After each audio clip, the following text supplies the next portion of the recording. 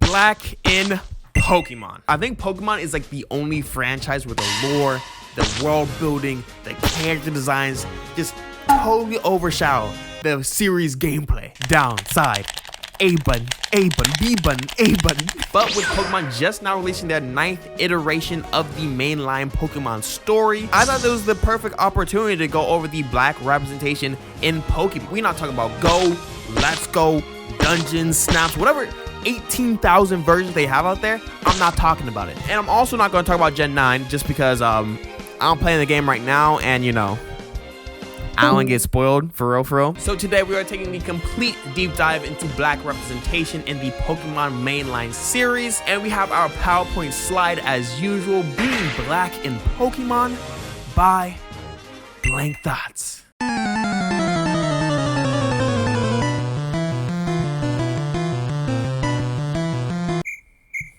Hey yo, shout out to Ash though for actually winning. So if you don't already know, I just made 2 recent videos talking about Black representation, more so on the anime side of things with Bleach and Dragon Ball. But let's forget about how I did it there, because this is a whole different situation. With manga, there's usually one sole creator behind the work and just a team kind of functioning around this one person in his own vision. Naruto is Kishimoto's, Dragon Ball is Toriyama's. Pokemon is Game Freaks at this point. Shout out to Satoshi Tajiri, the original creator of Pokemon. I don't want to discredit anything this dude has achieved. He's still with the company right now as the executive producer, but ever since like Generation 3, he hasn't really been the main creator of Pokemon. And with Pokemon being the 2nd largest franchise in the world, you can't just give this to one person. The moves that Pokemon makes isn't like a manga or an anime where it's one person trying to create a certain vision. They're gonna be more money moves, you feel me? You know, they going for the bags, they going for our pockets. And this business savvy approach obviously has an effect on their business savvy way of using Black people in their series. So when I was actually researching for this video, I kind of assumed that there was always Black people in Pokemon. I'm just wrong. The first named important Black character in all of Pokemon actually comes in 2010 in my least favorite Pokemon game. I hate this Pokemon game, I'm gonna be honest. But it came in Pokemon Black and White. This honestly surprised me because I thought it was different. As a kid, I always tried to reach and say Brock or like Phoebe were gonna be Black. Just because I was a kid, I was like, oh, dark skin Black, let's go for it, you know? Obviously, this is not the case though. Brock is very easily Japanese and Phoebe is very easily either Filipino, Islander, or Indonesian. These characters were in no sense of the word Black. And personally, I may have missed one. I'm just personally not counting like the random Trainer Joeys or Farmer Frank. You know, I don't care. All right, these people aren't relevant. I will not remember them unless I replay the whole game. I also want to preface that Pokemon does this really cool thing that I think more games should do, and where the characters identify with the region. Every single region, even though they're based on their own real world country, the culture in the game relies on the region itself. People from Alola are obviously Alolan. Their lifestyles, their designs, everything about them directly correlate with the region and not with their skin tone or race. I've seen the community try to insert race a little bit. They would say that this character is a Black Johtonian. I don't know if that's actually a word for people in Johto, but I'm gonna say Johtonian. Kind of in a similar way that we do it in real life with African American, but I kind of like how the series didn't add that in. It kind of proves a point how it really doesn't matter because everybody in the region identifies with that region. Like the race and the color is not an important enough factor to be mentioned in the story. I think it's a really cool take that I feel like a lot more fantasy and otherworldly series and franchises should kind of go after. Again, there's no reason to like forcibly add in real life racial elements if you really just don't need to, especially with this being a game that is centered towards kids. I kind of like how they're giving the perspective like, hey, everybody in this region is treated the exact same. The color is quite literally not even a factor to be discussed about. But let's start jumping into the designs, because ever since 2010, Game Freak has been pushing out Black characters at a pretty decent rate, with the first one being the 2nd gym leader of the Unova region, the normal type gym leader, Lenora. Fun fact that I didn't know about: Lenora had a controversy. I personally never knew this, but Lenora was getting a lot of flack back with her original design due to one thing, the apron. When I first read this, I thought it was like a misogyny thing, like, oh, woman in the kitchen type beat. But fun fact, I was totally wrong. So originally when Yusuke Omura made this design, he really wanted to get through that this generation was going to be multicultural, multiracial, and add more diversity than in the past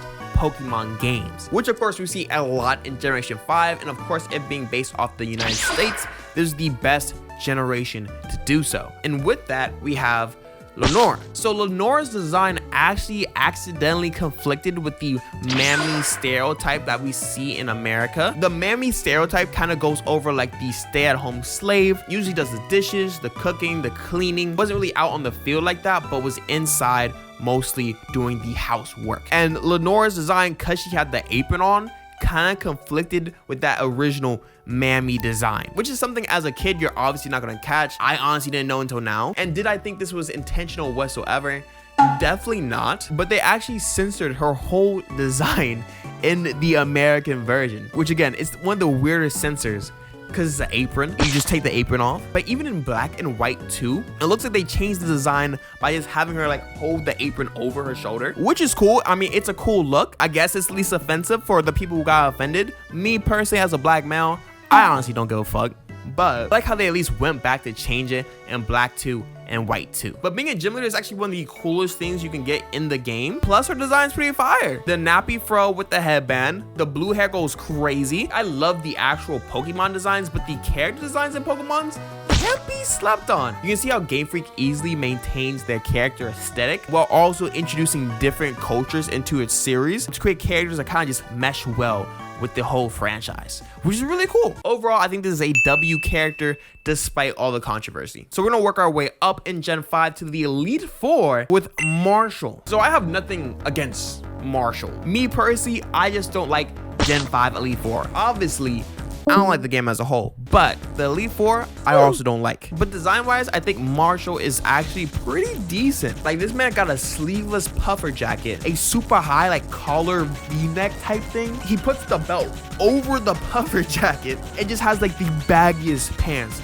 of the entire franchise. These pants go crazy, though. I ain't gonna hold you. I would wear these pants. The eyebrows may be doing too much, you know, they went a little crazy with that. I ain't gonna hold you. But overall, the design I like a lot. Again, it doesn't point to any stereotypes. He's obviously the fighting type gym leader, so it goes with his fighting type aesthetic. And even though he's not the most memorable Elite Four member, I actually like the girl with the hair a little bit more. I still thought this was good overall just because they finally added black people into the franchise and they put them straight at the Elite Four category right off the bat. I'm gonna talk about this one even though I do not think she's black. This is similar to the Yoruichi situation that I kind of had in the previous video. We have Iris. I don't think she's black, but I do like how in general they put a dark-skinned character at the pedestal of a champion level. I'm really curious. Maybe like Japan knows the race of all these dark-skinned purple hair characters that they keep like frolicking in anime. This is just me recognizing that she was prominent in this series, but I don't really want to dive into her that much just because I don't think she's black. But in Pokemon X and Y, we do have the Pokemon gym leader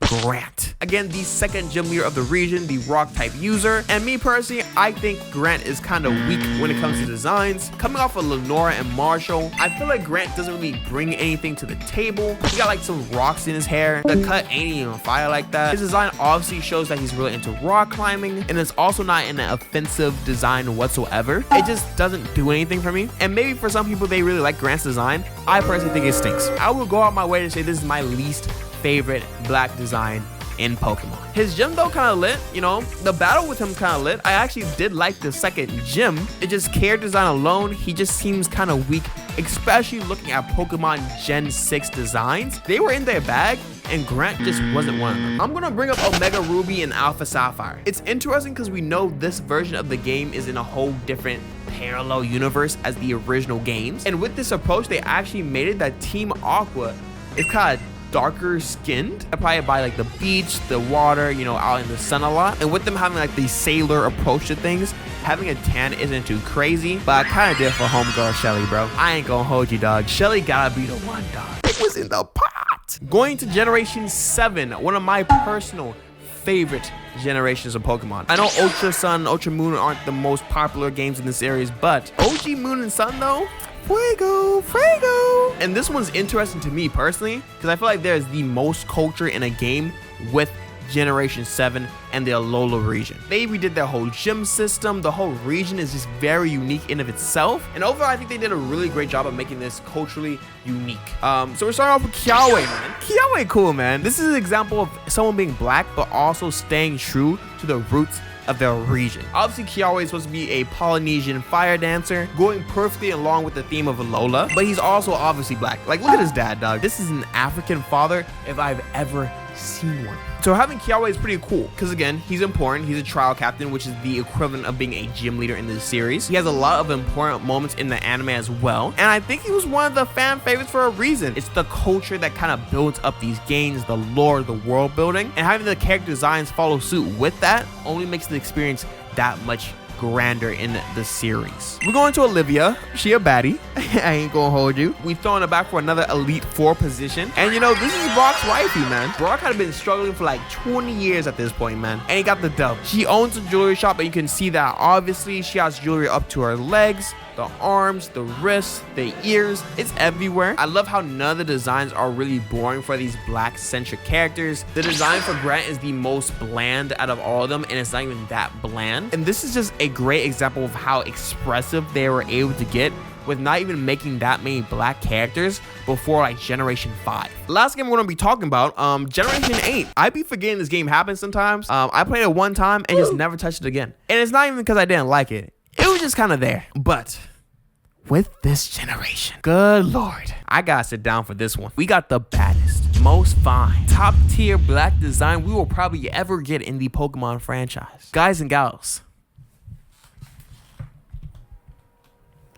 we have Nessa. This right here is spectacular. Again, they made Olivia and they were like, we can do better. Just the hair, the eyes, the vibe, the personality. This right here is what I love to see in gaming. She's obviously black, but even if she wasn't, her design is still top tier. When it comes to like any design in Pokemon in general, I think she stands at the top as an S tier. I'm gonna also throw in Raihan, man. Again, he might not be black. I don't know what's underneath the cap, but I'm gonna throw him in there. He's just way too raw for me not to mention. One of the only gym leaders that is a rival to the champion. A rival, but he hasn't really won any time against him, but rival nonetheless. I think there was even a statement like if he went to another region, he would be a champion, but he stays there just to fight Leon. That's such a flex, man. Plus, he just be out here like taking selfies and stuff. I'm gonna take the jab for him and say he's black. I'm gonna give this a W for him. Let me just throw out the ones that I don't think are black, but you guys might mention in the comment section just so it's out there. Leon and Hop. Again, I put in the same category as an Iris. Dark skin, purple hair, don't really see any black qualities to them. I personally don't want to put them in the black category. So here's my overall thoughts on the topic. Do I think that Pokemon use black people as more of a money move? I'm like 99% sure, yeah. Like the want to put these characters in the series obviously weren't there because they took 10 plus years just to do so. And I'm not even mad at them for that. Again, anytime you have a Japanese company, I personally don't feel the need to try to force black representation onto their media. It's always cool to see when it's done right, but I also just don't need to see it if it's not going to be done right. But the fact that they actually went through and did it to the way that they did, only having one controversy, of course, is like Jinx as well. That's a Pokemon, but it's a whole different situation. It's pretty impressive. Doing this even better than a lot of other mainstream games that I see out there. But what are you guys' thoughts? This is my general opinion on black representation in Pokemon, but I want to hear you guys' thoughts on it as well. If I missed anyone, please leave in the description below. If I need to be corrected on anything, please leave that in the comment section below as well. But thank you guys for watching. If you guys haven't already, please leave a like, subscribe, and leave a comment in the comment section below. I really appreciate all you guys' support to this series. And yeah, guys, thank you guys for watching the video as a whole. These were my blank thoughts.